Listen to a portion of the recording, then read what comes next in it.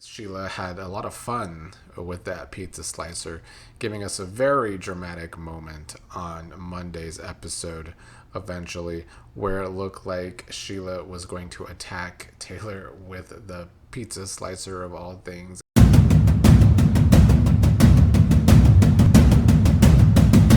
What's up, everybody? Wanted to give my thoughts on the past week of The Bold and the Beautiful, since a lot of you Beyond the Gates viewers seem to watch Bold and the Beautiful as well. It does air right before Beyond the Gates in a lot of markets, so that makes sense. And even though I still feel the same way I felt about Bold and the Beautiful for decades now, that their characters are just all very shallow when it comes to the character development of said characters, I do think it is the soap opera that has been bringing the dramatics lately, if not the over dramatics lately. Let's get into the big storyline over these past couple weeks. That was Sheila finally figuring out Taylor and Deacon's affair. We had that big confrontation between Sheila and Taylor coming off of the week before, where she was in her nurse uniform, a throwback to back in the day, and spying on Taylor and Deacon together, seeing their softer moments together, and then did her confronting of Taylor to see if they are having an affair. Is Taylor having an affair with Sheila's husband Deacon? Well, it took some time, but Taylor did at first try to come up with excuses that Deacon was just there as a patient, but Sheila called her out on the fact that Deacon is not her patient anymore. Sheila kept bringing up the pizza boxes that Deacon keeps bringing to Taylor, which was the clue that the affair might have been happening. Eventually, Taylor did admit to Sheila that she and Deacon were having an affair, saying they're just so in love, which has been the whole thing between Taylor and Deacon lately. They're just so in love with each other.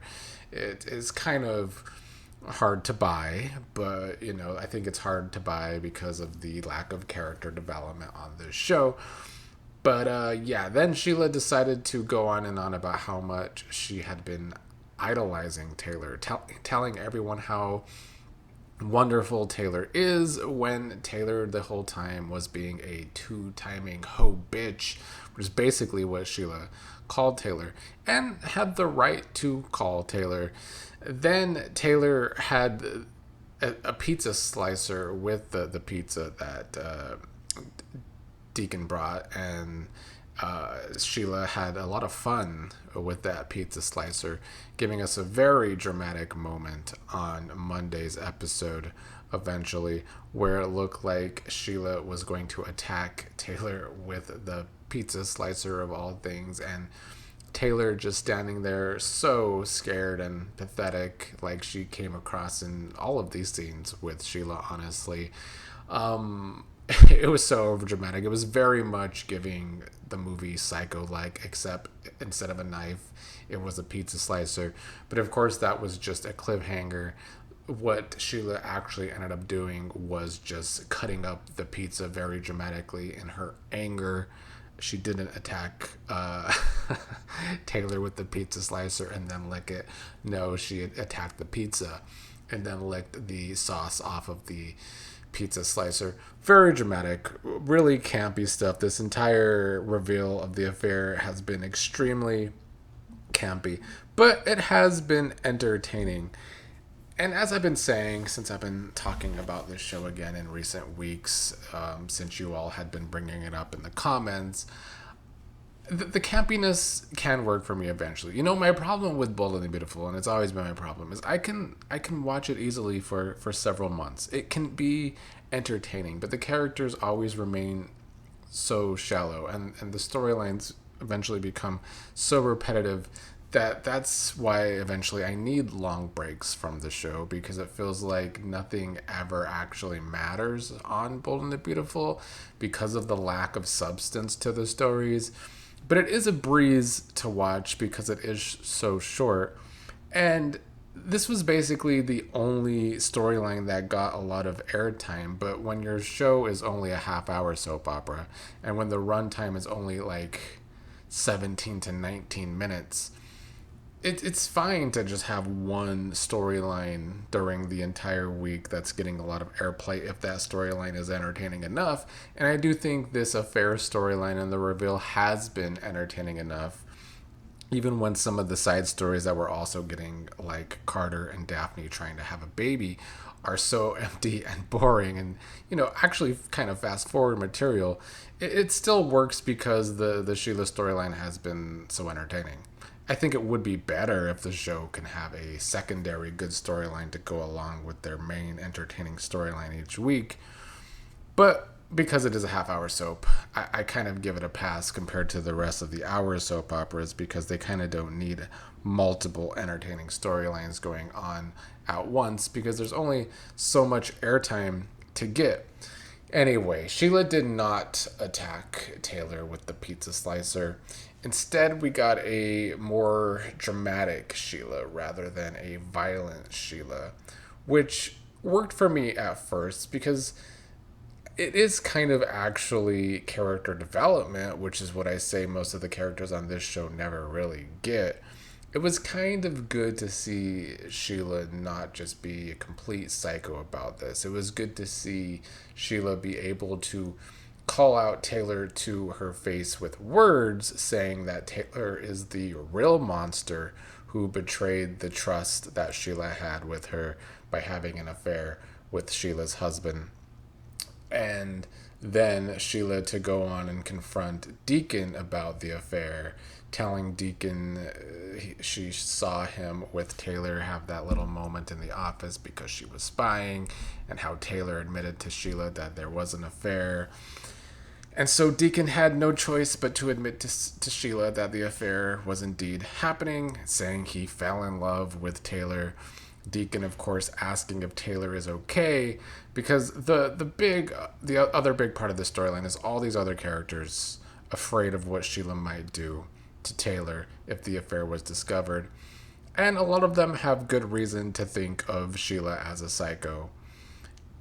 Deacon also thinking that Sheila's reaction would be psychotic, I think also hurt Sheila's feelings, because, this is supposed to be her husband. They're supposed to be able to be themselves with each other.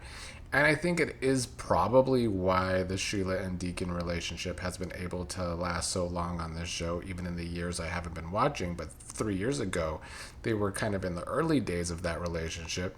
And it was working for me then, and it still kind of works for me now. But in this storyline, yeah, Taylor and Deacon are the real monsters of this story, which is kind of why I am glad that Sheila is not acting out for revenge as a psychotic monster. But, I also still feel like something needs to happen to Deacon and Taylor, because they're not at all rootable. Not even a little bit. I do think Deacon is the asshole in this whole situation, but I don't think Taylor is innocent either. I feel like especially Taylor, as a supposed psychiatrist, in that confrontation with Sheila, was kind of almost trying to manipulate Sheila by calling her a psycho at times. Yeah, I just feel like this entire storyline has been really bad for the Taylor character. I think Taylor probably comes out of this storyline by far looking the worst. It doesn't help that she's already miscast with Greenlee in the role for Taylor. But yeah, Taylor comes out of this storyline looking terrible, not only as her profession, but just as a person in general. And it's hard for me to buy the whole Deacon and Taylor are in love thing. The other side of the thing, though, with Sheila not being a psycho with wanting revenge for this affair, is I don't really like her kind of being a bit pathetic with Deacon. I don't think that's necessarily Sheila-like either. Maybe that's just something we have to accept as part of her actual growth as a character, maybe. But it is kind of a hard pill to swallow. At the end of the week, Deacon seems very happy that Sheila found out about the affair and didn't hurt Taylor, of course, but also happy that he was able to have a conversation with Sheila and that Sheila just left.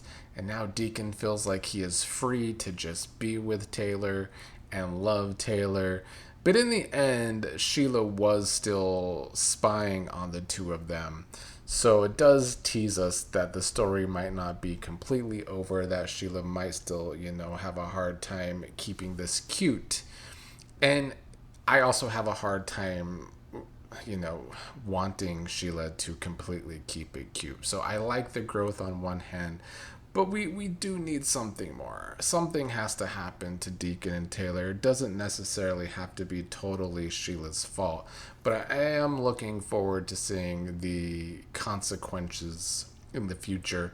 I feel like the preview for next week didn't show this storyline much. We're gonna be going back to the younger set, which could be rough, as well as the Brooke versus Katie storyline, which I will be interested in if they write it well and if the Forresters don't just come up on top because it's the Forresters for once. That would be a nice change of pace from the writing, but we'll see if that actually happens.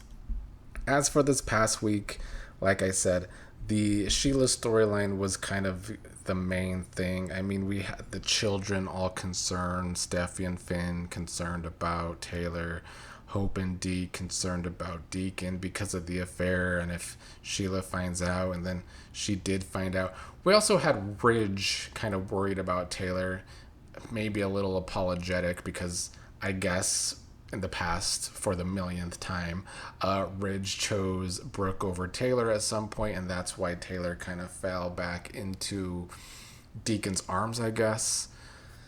Not surprised to hear that for the millionth time they had a triangle with Ridge, Brooke, and Taylor, and Ridge chose Brooke. I don't know how many times they can tell that exact same story, but sounds like they did again.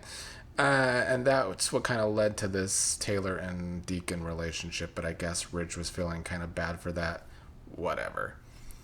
And yeah, that was kind of it. The Carter and Daphne stuff at the beginning of the week was so boring. Them trying to have a baby is doing nothing for me. It's kind of a waste of time. I guess they just needed something flat to go along with the potential Sheila psychotic attack on Taylor that ended up being a fake out. But overall, it was another pretty entertaining week of Bold and the Beautiful.